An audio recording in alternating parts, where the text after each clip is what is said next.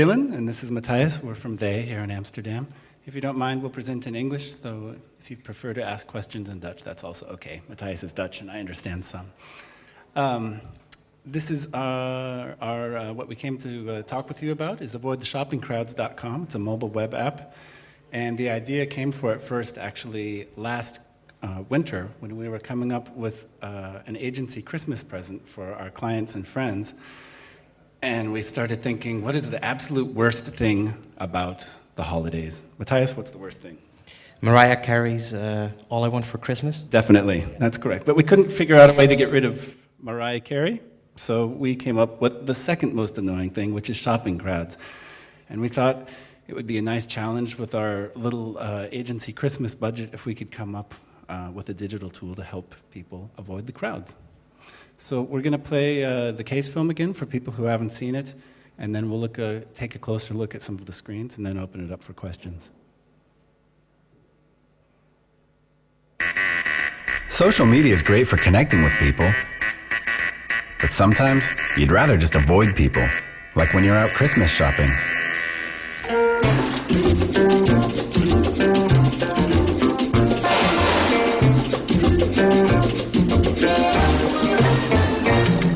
So we made a holiday gift for all human beings in Amsterdam.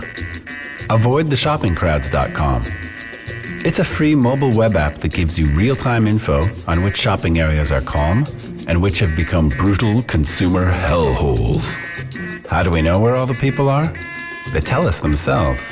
We set up a program to read every check-in and tweet from location-aware services like Gowalla, Foursquare, Instagram, Facebook, and Twitter. We've started with Amsterdam's 4 main shopping districts. The data is run through a secret formula to estimate population density. So shoppers get real-time information on the go about crowd levels at each shopping street, as well as historic data.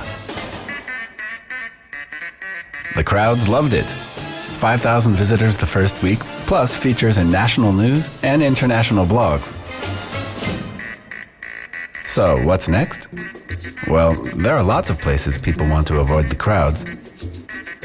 Avoid the Shopping Crowds was the first in a series of what we call anti-social media, designed to tell you where all the cool people aren't. We had a launch party for anti-social media. Nobody came. And that's just the way we like it. So I'm going to walk you through a couple of the screens, which is actually only 2. This is the screen you'll see when you go to avoidtheshoppingcrowds.com. Basically, it's an overview of the 4 main shopping districts in Amsterdam: Centrum, 9 Straatjes, Zuid, and Arena. And as soon as you open the app, you instantly see the crowd level. So it can be calm, not too busy, busy, or forget it when it's an absolute crazy mess. You just don't want to be there. So instantly, as soon as you open the app, you instantly see what's going on. You don't have to navigate. We want to keep it simple and accessible. Then if you do tap one of the districts, a little thing should pop down. There we go. And it gives you a little bit more information on that particular shopping district, opening times, and crowd averages. So opening times is quite clear. Crowd averages, it tells you what days of the week are the busiest and the quietest if you want to go shopping. Especially in the Christmas holidays when, like usually, I think we all know Thursday night is a busy day or Saturday is quite a busy day. But Christmas times is completely different and it's almost busy every single day. So this gives you a little bit of insight and helps you a little bit like when is the best time to go. So yeah, this is a very, sorry, go ahead. Yeah, if I can fill in a little bit. We learned some interesting things from this. Everybody knows that Saturday is a hell day for shopping, but we found out, for example, that in Centrum, Saturday is really bad, but at MediaMarkt or the Arena area, actually Saturday's not so bad. Sunday's the one you want to watch out for. And for some reason, in Zuid, Wednesday is almost as busy as Saturday. We don't know why, but that's the way it is. So even in a busy city, at a busy, time of year, there are little pockets of where you can avoid the crowds. So that was interesting. And then we do want to show you one other clever thing we think we did. Instead of making this an app that you have to download and install, we made this a web app. So as soon as you open the app, you get a little prompt that allows you to add this website to your home screen. And the next time you open it, we got rid of the navigation bar and it treats it as an app. And I think that's our time. Jury, tijd voor de laatste vragen in deze categorie. I'll do it in Dutch if you don't mind. Ik had één vraag over de resultaten. Je gaf aan dat er heel veel publiciteit was en dat het uiteindelijk heeft geleid tot 4000 bezoeken aan de app. Nou, wel iets meer. Oké. Inmiddels, ja. Kun je daar iets meer over zeggen? En hoe, met name ook, zeg maar, was het een eenmalig, waren mensen geïnteresseerd naar aanleiding van de publiciteit? Of juist zeg maar, enthousiast over het gebruiken en gingen ze hem daardoor meer gebruiken? Ja, we kregen inderdaad rond de kerstdagen dat zo opgepakt werd door verschillende media, was een enorme piek natuurlijk. Toen hebben we het gros van onze bezoekers gekregen. Maar we zien daarna dat het eigenlijk in de afgelopen maanden dat er nog steeds 20 tot 50 bezoekers per dag zijn. En als we nu kijken naar, nou er zijn ongeveer tussen de 8.000 en 9.000 unieke visits geweest en rond de 11.000 totaal visits. Dus er zit nog best wat een terugkerend percentage in.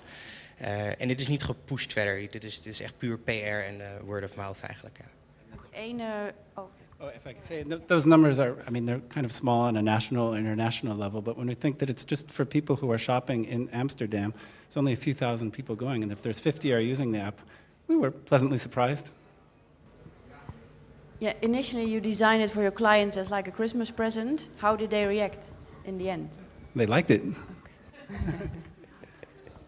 Better ask them. Yeah. Maybe they hated it, but they didn't say anything. If they did. Een van de criteria waarop wij beoordelen is interactiviteit. Dat is een van de 3 belangrijke. En er is gewoon geen interactiviteit in deze app. Klopt, Dus ja. zou je daar iets over kunnen vertellen?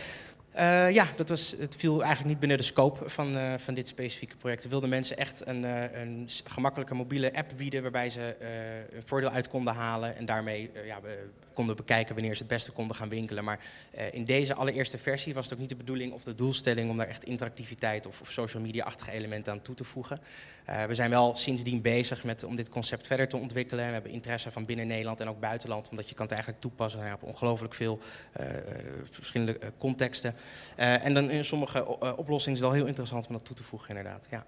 Wij hoopten eigenlijk dat het onderdeel van het concept was, omdat het anti-social media was. Zo van nou, gewoon geen sharing. Juist, maar dus ook geen contact met anderen. We willen juist totaal niet. Maar dat was het niet. Het was niet een soort van bewuste keuze. In dit geval wel. In dit geval was het echt een bewuste keuze om dat niet... Nee, sorry, het zo ik begreep je verkaard. Ik denk dat je vraag verkeerd begreep. Nee, het was in dit geval niet de bedoeling om te interacteren, inderdaad. Nee. I do understand why at first you only picked Amsterdam, but I also sort of want to know, I mean, you could have done this for the Netherlands immediately, right? Yes. I mean, it's not that you went out and personally went to the Media Markt on Saturday to, check people, or did you? I mean, what was the initial thought? Go ahead. Yeah. Well, basically, we were collecting raw data and then divided up in like 5 brackets, so calm up to forget it. So the raw data came in, and we already saw quite a clear pattern, and we thought about our own experience Thursdays and Saturdays, which made sense. But then to calibrate, once we wanted to go live, we did go actually to all the different shopping centers and check like, all right, yeah, this kind of feels quiet, or it's insanely busy. So we did have to calibrate a little bit, but the raw data was actually quite good already to use. So we didn't need to do that too much, no, but we did, yeah. So what's up next? Well, next, what we'd love to do is either to spread this internationally or integrate it with another existing service so that everyone around the world can enjoy this. Yeah. So how difficult is it to reach out to other cities? Because it seems that Why not do it right away? Yeah.